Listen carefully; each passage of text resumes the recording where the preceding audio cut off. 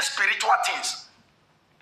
Men have not experienced the dimensions of God that will shake the world. Yet the little that is happening through men, they say this to Joro. If it were to be today that money was found in the mouth of the fish, they will say and put the money there. Why? We are carnal. The generation is so carnal. There is no understanding about spirituality again. When a pastor, a man of God, ministered, a miracle happened, they say this Ojoro fake.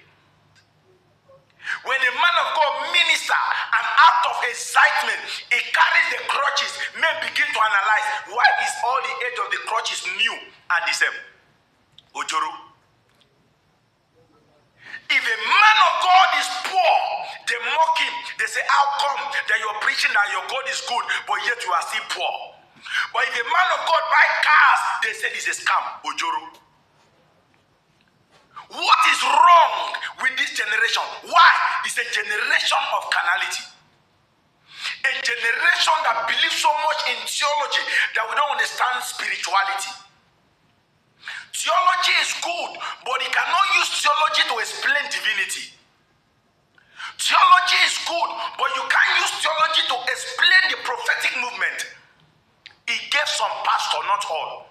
He gave some evangelists, not all. He gave some prophets, not all.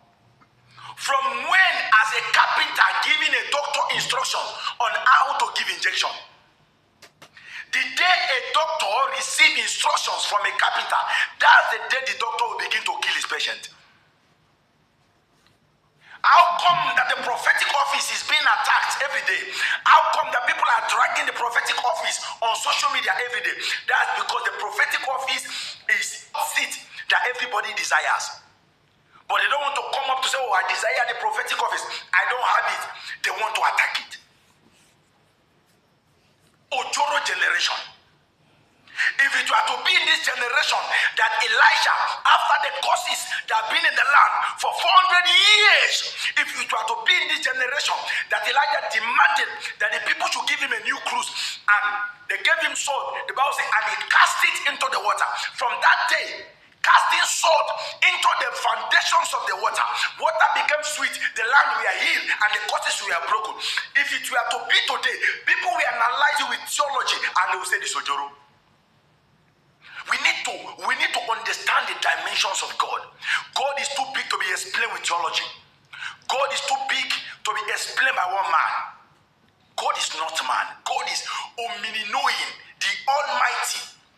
How can you explain God, sir? You can't explain God with theology. You can't explain God with sense knowledge. A man was born blind. The same Jesus that was healing said, you receive your healing, you receive your healing, you receive your healing, take your cross and walk. That same Jesus didn't say to him, receive your healing. He spat on the ground, mixed the clay, anointed his eyes, and told him to go and watch. If it were today, men will say it's wicked, they will say, God gives a barren woman baby, and people want to analyze it. At the end of the day, they will say it's true. God heals a woman of tumor. They want to analyze it with theology because today is not possible, and they will say this is Ojoro. You can't explain God with sense knowledge. You can't explain God with theology.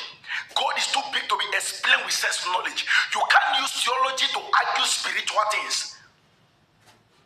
The prophetic is a dimensions. It's a dimensions of God that cannot be explained with sense knowledge. The prophetic is a realm that connects humanity to divinity in a dimension that is beyond human explanation.